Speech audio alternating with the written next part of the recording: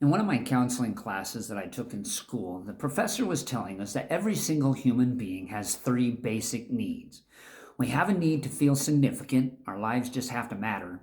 We have a need to belong. We cannot live our lives in complete isolation. And we have to feel secure. We have to feel like somehow our needs are going to be met. And so if we do not have the fulfillment of those desires, eventually we're going to have severe issues with our mental and emotional health and our sense of well-being. Now, as a Christian, I'm fascinated by the number of times that in the Bible, with the different Bible stories, those same three needs pop up. And one of those stories is the story of the Tower of Babel, found in Genesis chapter 11. If you don't know the story of the Tower of Babel, God had told Noah and his family, I want you to have lots of descendants, spread out and fill the earth. Noah's descendants decided, you know what, that just sounds scary. What's going to happen if we try to go into the great unknown all by ourselves? And so they decided we can be so much more powerful and so much more effective if we just stay together. So they stayed together and they built a mighty, powerful city. Now, did you catch which two needs they were already trying to fulfill just in building that city? They're trying to fulfill the need to belong, and they're trying to fulfill the need to feel secure. But then they didn't stop there. They also built for themselves a mighty tower that they wanted to reach all the way into the heavens. And the reason for that they gave in Genesis 11 was, if we do this, people will be talking about us for a long time. We'll give ourselves a great name. Did you catch what they're pursuing? The need to be significant. So at the very heart of the Tower of Babel, they were having these desires that in themselves were not wrong. They were the desires felt by every single human being. God put those desires inside of our heart. The problem was they tried to fulfill those desires out of rebellion against God. They knew what God wanted them to do. And they said, no, we're going to do it our way. And so what they found out was God works against that attitude. He made it to where they had all their languages changed, to where they couldn't work together anymore. They couldn't even live together anymore. And so they started spreading out just like he wanted them to do in the first place. Now, that would be a very depressing story, except for the very next chapter. There's this guy by the name of Abraham who lived in the same region of Babylon. And God said to Abraham, hey, follow me. Do what I tell you to do. This is what I'm going to do for you. All those needs that I know you have, I'm going to meet them freely. I will give you a great name. There's this need for significance. I'm going to give you many descendants, a big family. I'm going to make you a great nation. There's a sense of belonging. I'm going to be sure that anybody who blesses you, I will bless. Anybody who curses you, I will curse. Sense of security. God basically saying, I have your back. So you put those two stories together. You have the Tower of Babel, you have Abraham. They have the same needs. They're all human. But the message we get is, if we try to meet those needs our way, God will work against us and we lose. We give our lives to God. We dedicate ourselves to doing things his way. He gives us those needs, the fulfillment of those needs freely. Okay, Fred, that's very interesting. Why do I care? What does that mean? This is the beginning of Pride Month.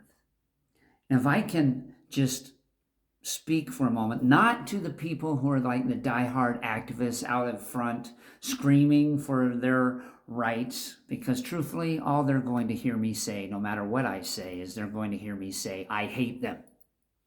It's probably going to even be in the comments. See, Fred, if you just love and stop hating, maybe people would be different. Okay, that is not a new accusation.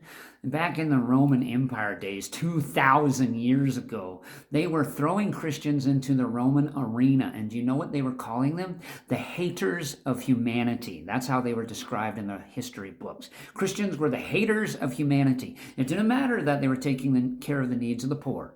It didn't matter that when everybody else was running out of the cities because of a plague, the Christians were running back into the cities to take care of the sick who were dying. It doesn't matter that they were taking care of the orphans and the widows and their distress. They were the haters of humanity, because Christians have always had the same message. There is a God. He tells us what he wants, and all of us are going to be held accountable to him someday. So let's be sure that we're on his side and living our lives in submission to him. And all the Romans heard was, you're saying that we can't do whatever we want. You must hate us. Nothing's new. So the diehard activists, they probably already shut off the video. Who I want to talk to is the majority of the people in the Pride movement for Pride Month. The people who probably aren't even living the lifestyle, but because there's such pressure from our culture, what they just desperately want is they want to be known as loving. They want everybody to get along. They want everybody to be happy. They want everybody to just be all they can be so they can be successful, and they want to be successful too. But if you think for just a second, do you hear what's reflected in all of those desires? The need for significance, the need for belonging, the need for security. What they're reflecting is what it means to be human. And so those desires in themselves are not wrong. But here's the question. Are they pursuing the fulfillment of their desires the Tower of Babylon's way? Or are they pursuing them Abraham's way? Because it remains the same. If we would submit ourselves to God in the way that Abraham did, we would find that God is willing to meet all those needs freely. I mean, if we come to him, submit ourselves to him, the King of the universe will say, hey, I'll adopt you as my kid, and you can live as part of my kingdom forever. What is that? That's meeting our need for significance. If we come to him and submit our lives to him, you will hear the God of all the nations say, you can be part of my kingdom. That's a part where I draw from every tongue, every tribe, every nation, to where there's no more racism, no more division, no more hatred, no more fighting. I know how to meet your need for belonging. Or if we dedicate our lives to God and doing things his way, he knows how to make us feel secure. The creator of the universe says, if you seek me first and my righteousness, my way of doing things, what I say is right, what I say is wrong, all these things will be added to you. You won't have to worry like everybody else worries about what they're going to eat, what they're going to wear, where they're going to live. You don't have to worry about what's going to happen to the economy or what's going on with the World Economic Forum. I'm God. I got this. I know how to take care of you.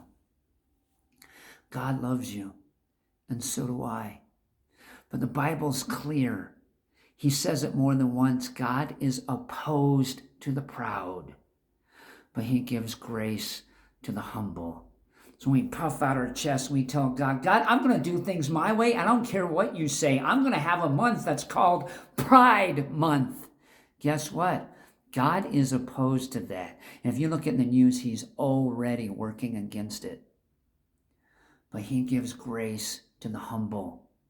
You dedicate your life to God, you surrender your life to God, he knows how to meet your need. He's the one that put those needs in your heart in the first place as a human being. He knows how to fulfill them.